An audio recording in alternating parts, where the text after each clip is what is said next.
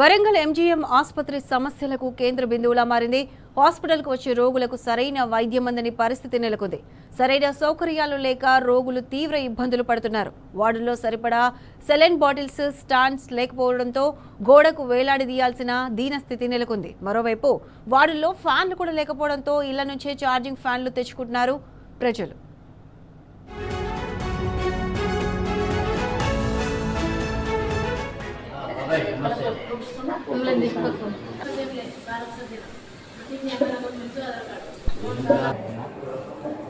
ఆడతలేరు కదా.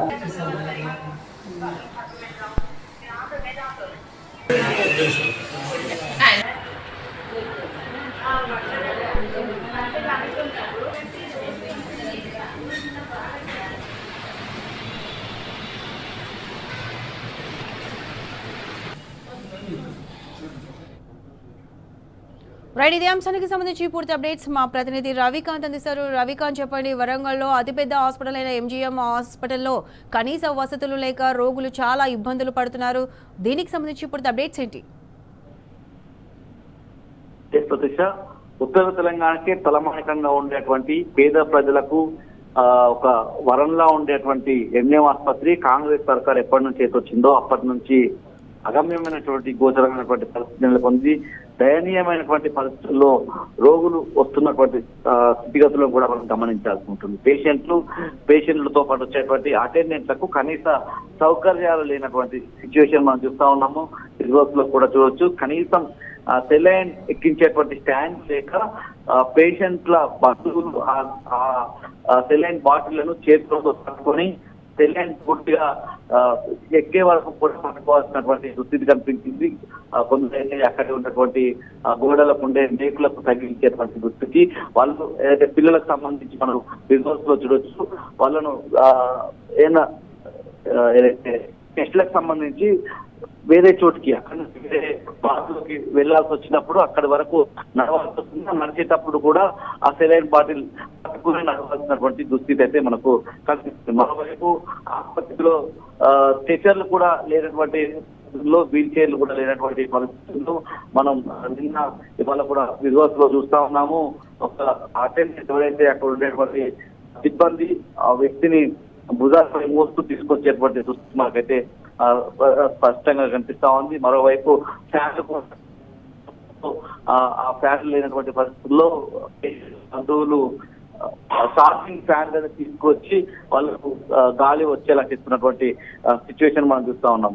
ఎంజీఎం పరిస్థితి రోజు రోజుకు దీనావస్థలకు మారుతున్నటువంటి సిచ్యువేషన్ మనకు కనిపిస్తా ఉంది. ఎప్పటికప్పుడు సూపరింటెండెంట్లు మారుతున్నారు. గతంలో మనం చూసాము ముగ్గురు డాక్టర్లకు సంబంధించి ముగ్గురు డాక్టర్లను సూపరింటెండెంట్ గా నియమిస్తూ అక్కడ ఏర్పాటు చేసినటువంటి సందర్భంలో ఏ ఒక్కరు వచ్చిన ఏ ఒక్క సూపరింటెండెంట్ కూడా 6 నెలలు కూడా ఉండేటువంటి పరిస్థితి లేదు.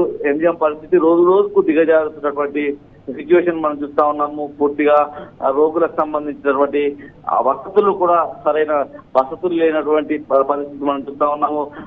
పేషెంట్లకు సంబంధించి ఆ వాష్రూమ్ లో డోర్లు లేనటువంటి సిచ్యువేషన్, ఆ డోర్లు లేక కూడా పేషెంట్లు ఇబ్బందులు పడేటువంటి దాఖలాలు మనకు కనిపిస్తా ఉన్నాయి. పారిశుద్ధ్యం సరిగా లేక పేషెంట్లే అక్కడ ఉన్నటువంటి రూమ్లను ఊడ్చుకోవాల్సినటువంటి దుస్థితి కూడా మనకు ఎంజీఎం ఆసుపత్రిలో మనకు స్పష్టంగా కనిపిస్తా ఉంది. మరోవైపు ఎక్స్రేలకు సంబంధించి కూడా ఆ ఎక్స్రే మిషన్ పనిచేస్తే మరోసారి పనిచేయవు.